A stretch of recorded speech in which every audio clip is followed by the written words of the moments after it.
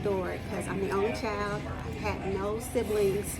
So they were like my brother and sister. So with me going through this whole transition of being abused, it just changed my whole thought process. It changed how I thought on a daily basis. I really felt like he loved me, and that's what love meant. I really felt like that's what it was okay. But then a part of me felt like it wasn't okay because I did keep a secret. My aunt, none of them knew. My mother didn't know. My aunt didn't know. It was pretty much a secret during that time. So that abuse kept on for years. I believe we left there when I was 10 years old. We left there and I went to go live with my mom, and it was just her and I. So she was a single parent at the time, and all of a sudden I started going through these spiritual issues.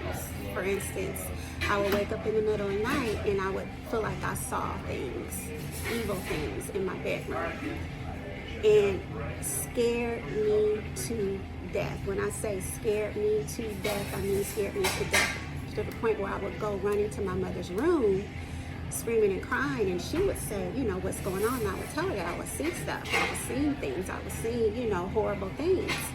And so my mother wasn't very religious. She was brought up in a religious home, but she wasn't religious. We weren't going to church. We weren't doing any sort of Bible study. So at that point in time, she did remember the Lord's Prayer, and that was a grace. So she would pray over me and say the Lord's Prayer. But it still kept going on until I say about a few months later, it stopped. I stopped seeing those visions. So I know the Lord had grace and allowed it to stop with the prayers that she was, you know, giving me at the time. So it was a challenging time because, you know, I didn't understand what was going on. You know, I'm just a child at this point, and I'm like, what am I seeing? So just dealing with that demonic activity, a lot of that stuff, the demonic activity, the issues with my cousin, I just would suppress it. But the horrible part about it is I look back and I'm just like, you know, these entities or these demons that really run after your life and chase you, it literally happened with the rest of my male family members. Like I would go to Shreveport sometimes and go there for vacation, and the same thing would happen with them.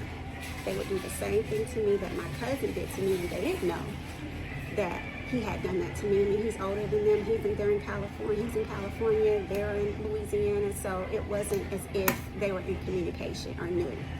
So the same thing was going on then. So that was challenging. So of course, in my mindset, I'm thinking, okay, this is what it is to be a young girl, a little girl. You know, I have to give my body to these males because I guess that's what's expected of me.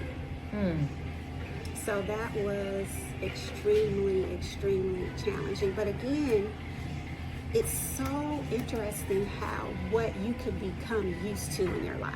You know, what you can tolerate and feel like it's okay.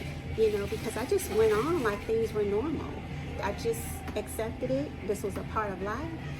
This is what was going on. And I just would stuff it and stuff it and stuff it and stuff it and stuff it. And I think it did come out in my behavior, of course.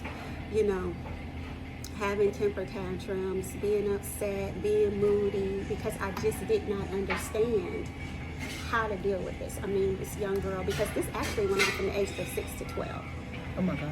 Yeah, it went from 6 to 12. So throughout those years, when my mom actually did find out about my uncles doing it, it wasn't as if it was, because they were, I think, 3 to 4 years older. But they were teenagers, you know, I wasn't. And so what she did was she disciplined us, you know, as far as whooping us, spanking us with belts and stuff, instead of sitting us down and finding out what is going on, you know, why is this happening? Why are you guys doing this? You know, how long has this been going on? You know, in our day and age, counseling and all of that wasn't, you know, prevalent, so.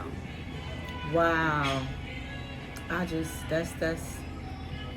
Yeah, that's very that's a lot of demonic activity to deal with at a young age. It is. It is. And there's a such thing as sexually transmitted demons.